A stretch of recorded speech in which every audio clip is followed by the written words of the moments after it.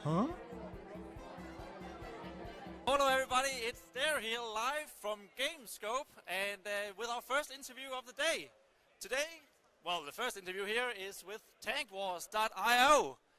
And with us here we have the developers, Nikolai, Mark and Martin. And so guys, tell us a little bit about your game. Well, I mean, it's a tank game, and basically it's about tanks blowing each other up with power-ups. And the main philosophy of the game is really that you don't have to download anything. You know, you just have to go play at the URL, which is quite right there, tankwars.io. And basically that's our philosophy about bringing a real game into the browser. It's the whole philosophy behind the company, actually. And the first game we're building is this one, Tank Wars, which is, as I said, of course, between tanks. And it starts with there's deathmatch mode and there's another team mode. Yeah. And we are basically working on adding more to it. It's still an early game. We call it version 1.0. And we're working on 2.0 right now.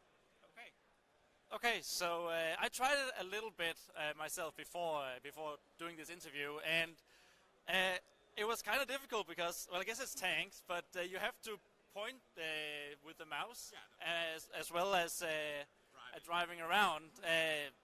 Is that a special feature that you wanted to implement from the beginning, or was it just something that happened? Well, I guess it kind of happened a little bit, but we're kind of like old competitive gamers, and we like to play like stuff like Counter-Strike Go and stuff. So it is kind of like that you have to maneuver the turrets, with the mouse, plus you have to control it. So yeah, it's a bit tricky, it's a bit hard.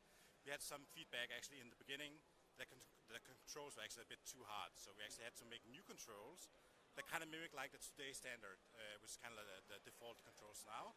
But we still offer advanced controls, which is more like the old controls that you would have in a game like Grand Theft Auto. If we talk about the first two ones, like the two original games. Yeah. Okay. So also it's a top-down game. Is it because of it was browser-based? Was it sort of a limitation of the browser? You could get more stuff into it graphically.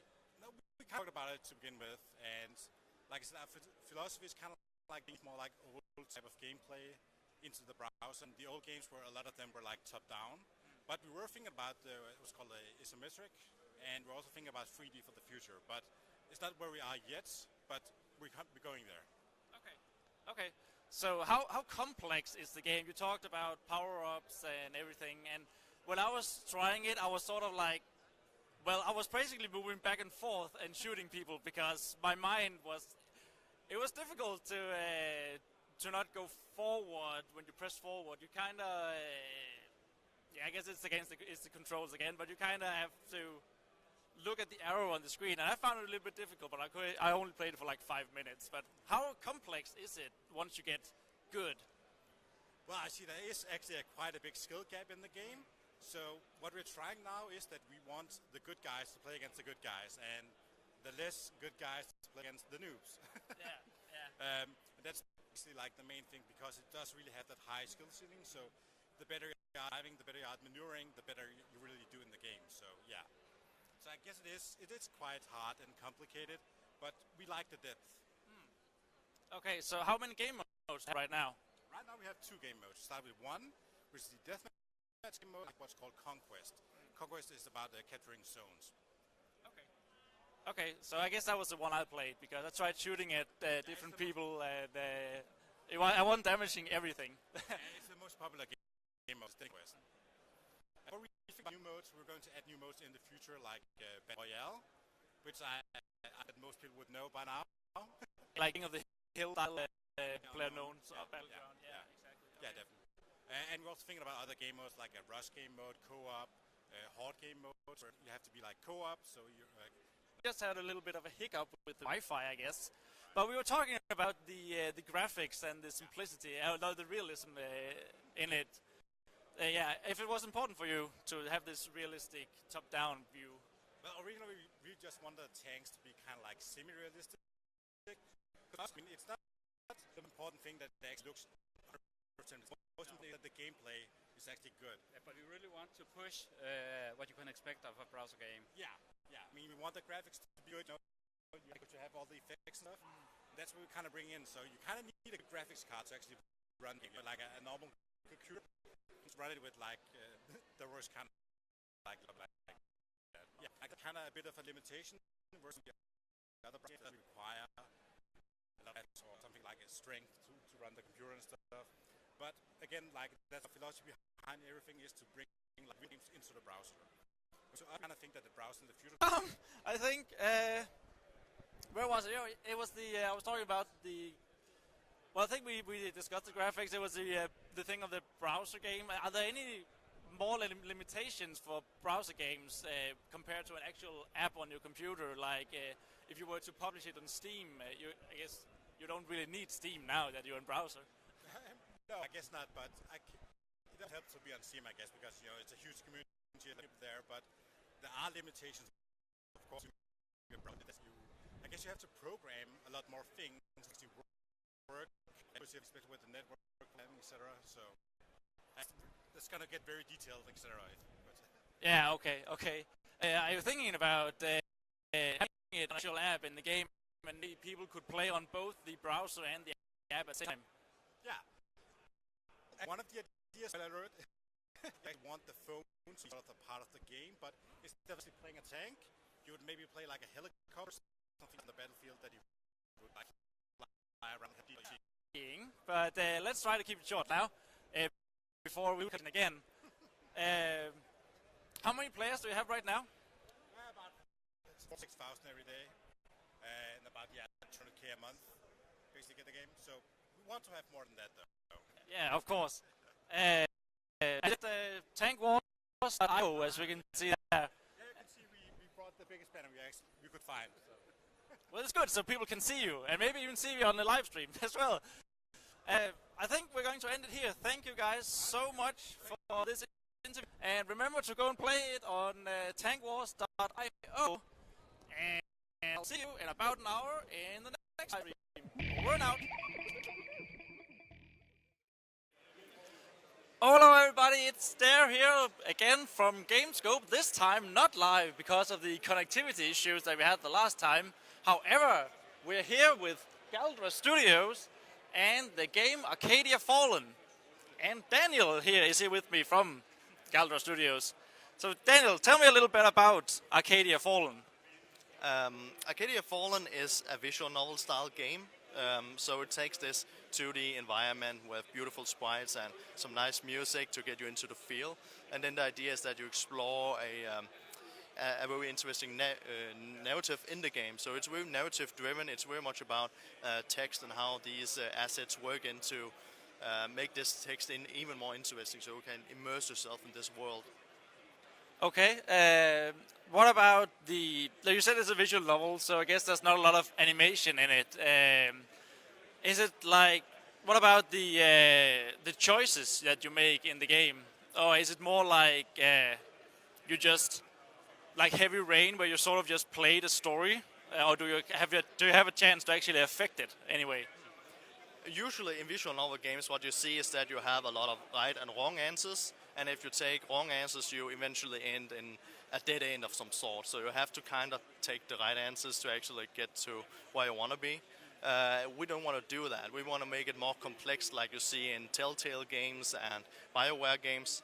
So what we want to do is take a narrative where there's no right or wrong choices. It's much more organic, like you would expect from real life. So there might be consequences, but people are different, and so you can express yourself. So it's much more about self-expression than taking the right path. And then you have a lot of influence on how both you have a few companions with you, and your relationships to them is shaped by how you interact with them. And the world too is also shaped by how you interact with that, and of course. And then you have also your own personality. So we have a few choices through the game where you have that are character building moments, really strong moments, and how you go from there actually affects what kind of choices you can make from there.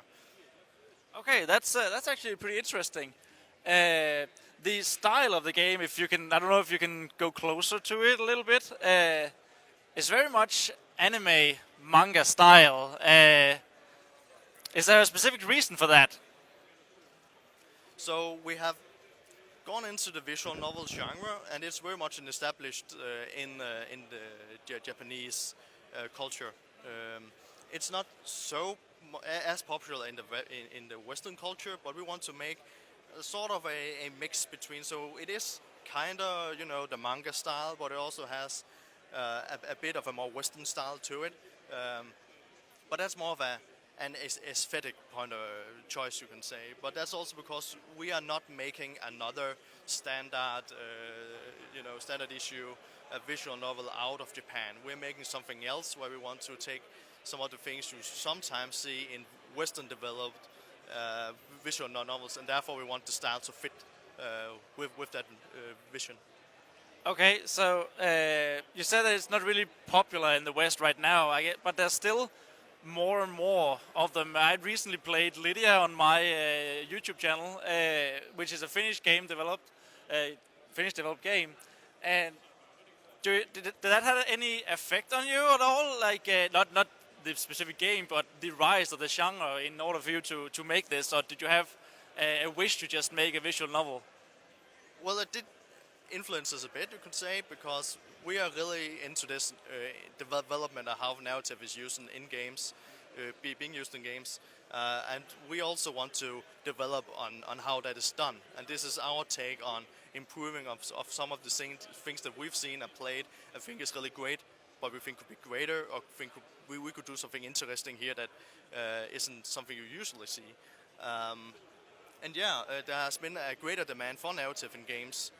And I also think that is why you see this rise in things like Telltale games or things that are more traditional visual novel. That is because people want this great story where they have agency over what is going on, as in opposed to books and video and film, where they follow a narrative along.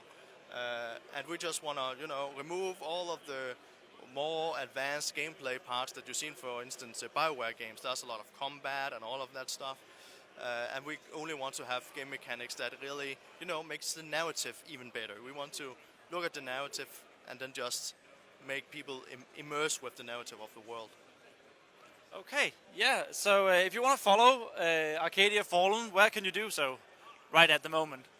Right at the moment, we have a Twitter account, and we have an Instagram. We also have a Facebook, and we also have a website. We have all of the information on this. All the small different social media hit us right there, so you can see. And then we also have a website. So we have arcadiafallen.com. You can just go there. You could go to the studio's website. That would be galderstudios.com or just galder.com. And then you can follow us from there. Okay, thank you very much for this interview, and I wish you luck in the development of Arcadia Fallen. So, this was Galder Studios, as I just mentioned, with Arcadia Fallen. And I hope to see you guys in the next video. Over and out.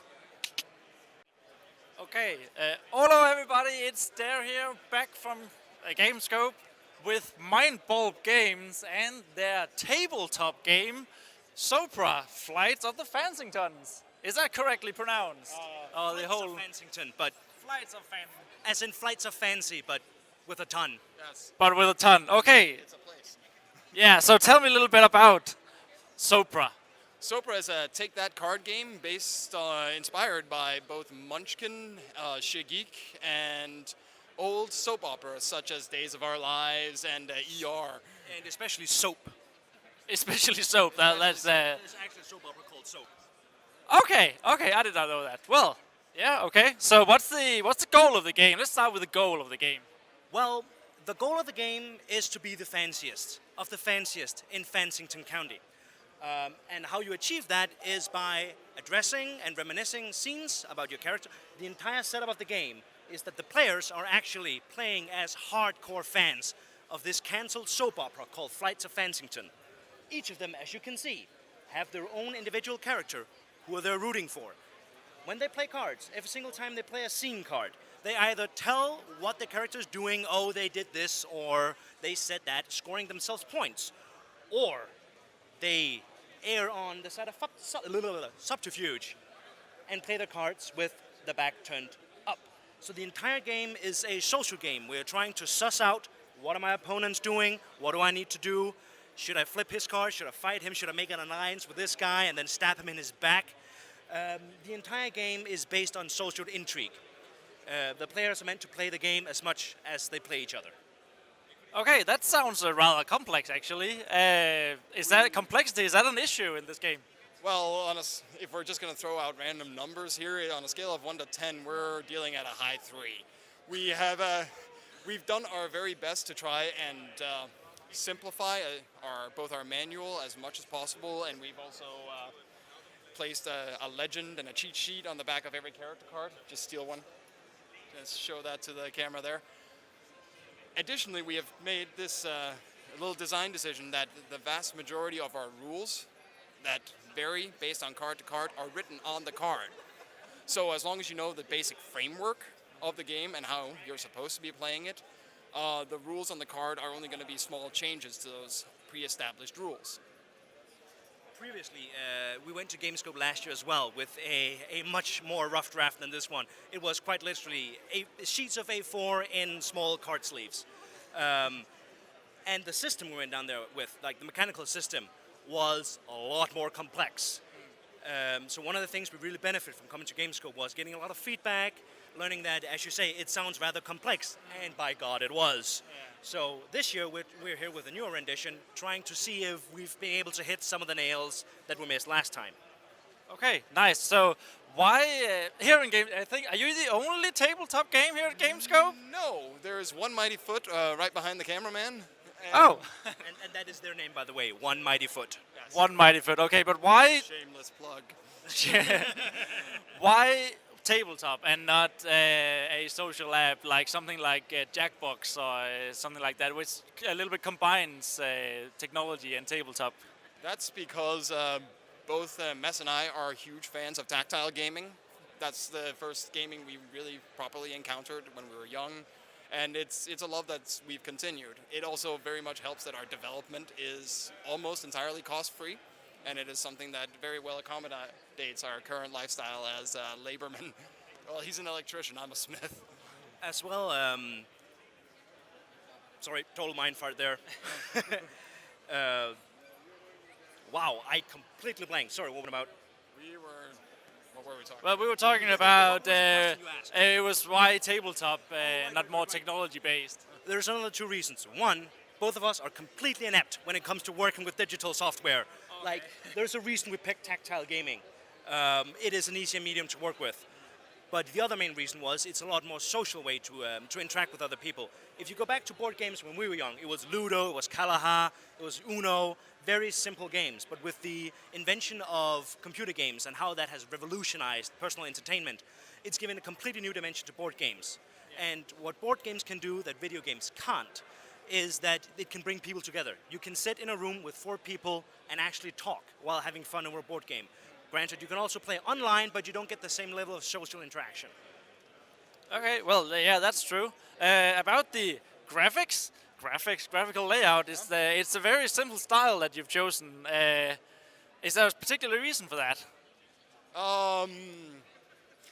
Yes and no. This is mostly a art style that we were collaborating with Valerie Trane, the same lady who made all these wonderful, nice Gamescope posters and caricatures, and we were ever so lucky to be allowed to have her on our team. She has been an absolute boost to have around. Not only is she engaging and actually wants to work with it, but as you can see, her digital skills far surpass anything we could ever hope to achieve.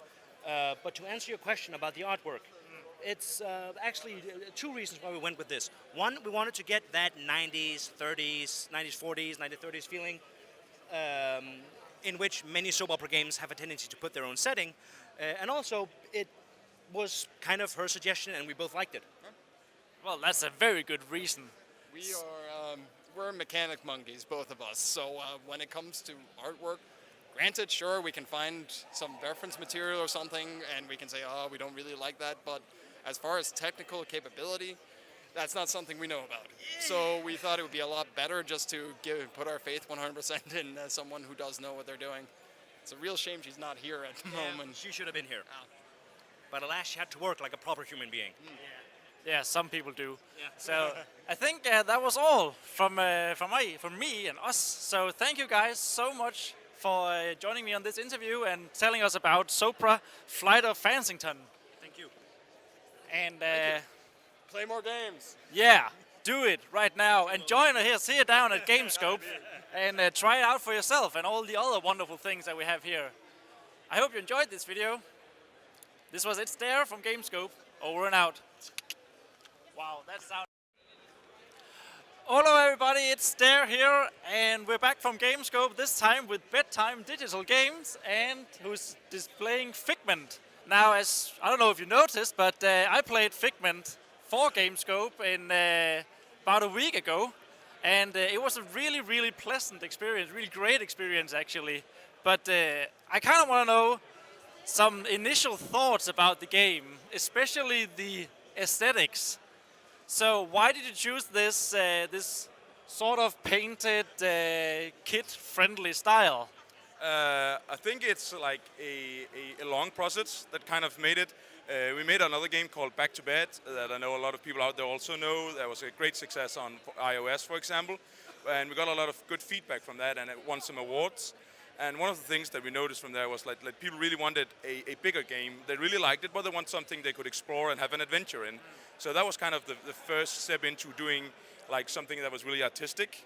That was a bit more closer to what Salvatore Dali and M. Escher, if they made a game together. Yeah. So that was kind of the inspiration of our first game. But also the team we kind of had. We do have a lot of art people who like have a very creative hands-on art approach to doing stuff and have very experience with that. So we kind of wanted to utilize that and give them the opportunity to treat the screen like a canvas. So like just go nuts as you would a picture, but just still do it in something we could use in the game. So we actually have to invent a lot of technologies to make this graphic possible. Yeah. I think the kid-friendliness of it is just because we want a game that you can play like over multiple age gaps. But the truth in the game is actually that it's very versatile in its story and its setting. It's kind of like a Pixar movie in that, you know, kids can play it and get a good story and enjoy the world. But actually, if you're an adult and have more experience in life, there's plenty of more layers to it. There's actually a lot of depth in it, and a lot of references that you will only get as an adult. And our experience is that, you know, even though you can be an older gamer, you still like something that's pretty and out there and different from other kinds of game. Okay, yeah, I noticed that as well. That you said with the story, that's very much different from the aesthetics of the game. It seemed like, at least the demo I played started out with an audio of a car crash, and I was totally wait, I was not expecting this at all. Is that well? Of course, it's deliberate, but do you want to have this juxtaposition of kid-friendly with a very deep story? Is that something you aimed for from the beginning? Yeah, definitely. We want something that you could play, like parents could play together with their children, so in that you could play them and the kids would just get the basis of the story, because the really basic story is still like the hero's journey of a character going out through this world and then stopping the bad guys. Yeah. But there's definitely a more deeper layer to it about we're inside the mind of a person, and this person is going through a traumatic experience. So how does the mind overcome this experience? That's the deeper layer that maybe the parents would get and an older gamer would get. So it was important for us that there were both of these layers in there. And even though it's like kid-friendly, it's still like, what would the inside of our mind actually look like? Like, it doesn't have to look like something from reality. It can be, you know, it doesn't have to follow the normal rules of physics and how our world is built up. We can do everything with it. So it was really also an opportunity to just go crazy and really ask ourselves, like, what would the creative part of the mind look like, and what would the logical part of the mind look like, and build that up in a weird way and just go, be creative. Yeah, so also the bad guys in the game, like you have the nightmare creature who steals Dusty's scrapbook in the beginning, and the plague man, I think he's called. Yeah. How did you come up with these guys? Like both how they look, but also how they act.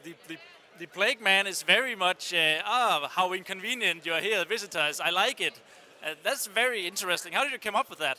I mean, it was basically when we decided to make a game that delved into the human mind, we asked ourselves, what should the bad guys be? What should the enemies be in the game? And we tried to look at like fear and phobias and stuff like that, and actually spent a lot of time reading up on that, like from a psychological standpoint, and actually found out that the human mind actually shares what we fear.